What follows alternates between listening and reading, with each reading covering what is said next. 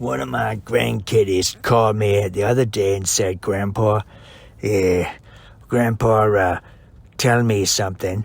For a school project, I need to know what you did when you were a little boy to stay entertained. And I couldn't really remember everything I did to stay entertained when I was a young little, well, not even a teenager, probably. I'm thinking of the time in the 50s when you couldn't really do anything that was good fun. You just had to, listen to the radio, maybe play with a yo-yo. The 50s were not particularly good time for, especially when you were about 8, for trying to meet the ladies. And, so not much to do there, but I do remember having a bicycle. So I talked to my grandson about my bicycle and how great it was to have the freedom to drive. We started to ride around on my bicycle and maybe, peek through people's windows, because that was my thing. And probably lots of other people enjoy that too. And so I, kind of said that, and he thought there was something weird about wanting to peek through people's windows. And then his mommy gets on the phone and said, have you been telling your grandchild to peek through windows? And I said, no, not really. I just said that was good fun when I was a kid. You get on the bike, you ride it around the neighborhood, maybe a couple of miles away from home so no one knows who you are, and you just have a bit of a peek through the window. And, what's wrong with that? I said, and she said, it's disgusting and probably illegal too. And maybe you should be on the list of sex offenders. And I don't really want you, he said, that is me, being you, to be hanging around my kid no more. And I said, fucking what? The kid rings me up. I didn't fucking ring him. There's nothing I would rather be doing now than taking a big old shit, and I gotta talk to this fucking asshole grandchild, your fucking son, probably not even my kin, because he doesn't look nothing like my boy. Anyway, she says, you're absolutely disgusting, and you should not be around my children no more. I said, well, God damn it, maybe that's a good thing too. Says, fucking kid won't ring me no more and pester me when all I want to do is go and have a massive shit. That's what I feel like doing right now. Goodbye.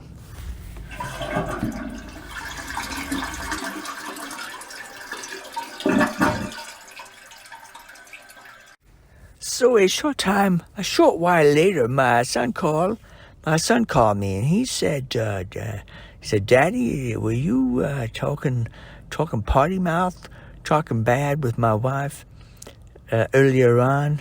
And I said, look, son, I'm really sorry, but I maybe said a few things I shouldn't have said, and I really want to try and set everything right in your house, because I know you married this woman, and the circumstances were not really perfect for the wedding. They hadn't known each other that long, and before you knew it, she was pregnant. And so I always been a bit, with my son just saying, well, you done the right thing. Yeah, you're a good man. You're looking after your family. But you maybe like to do one of them DNA tests just to make sure. Anyway, and I was talking to him, and he wasn't very angry with me. And I said, look, what can I do to make it up to you? And he said, well, not really very much. Probably would just send her a little note saying you're sorry you called her a bitch. And I said, okay, I'll do that for you, just because we got to smooth everything over in this, tricky time, difficult time. We haven't got very much time. We can't really afford to be arguing amongst ourselves, because that would be a very big waste of time. So anyway, he says, but you got to tell the boy about the shit you got up to when you were younger, because, it wasn't just that you were looking through windows. You did other shit too, right? You used to do some really funny pranks. And I said, yeah, I can really remember them. I mean, there was shit I can't really remember very much at all from the 1950s, but 60s, when I was a little bit older, there were some good pranks. Pretty good ones, and maybe that should be, maybe I should just change the tone of my comments to my grandson, i.e. your son, to, change it to more like doing some pranks on people instead of, the occasional obscene phone call, perhaps, or bomb threat. That was always pretty good fun. It's staying one step ahead of the long arm of the law. And so anyway, I have agreed now to apologize for my comments, and I'm going.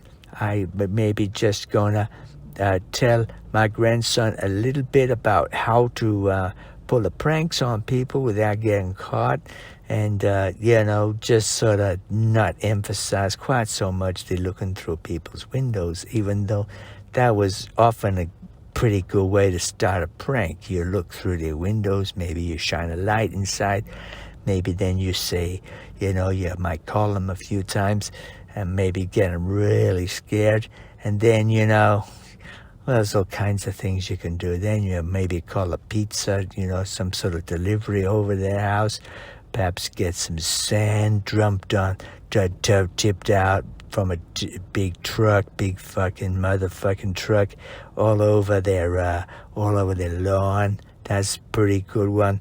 Or just, stealing underwear. That was another good prank.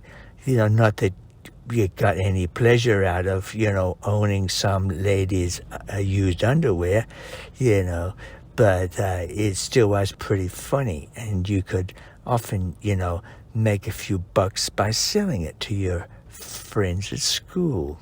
So, that's my plan now, is to tell them a little bit more about my life. Not so much on the perverted shit, but more on the, the other shit, which was good, wholesome fun, in my opinion.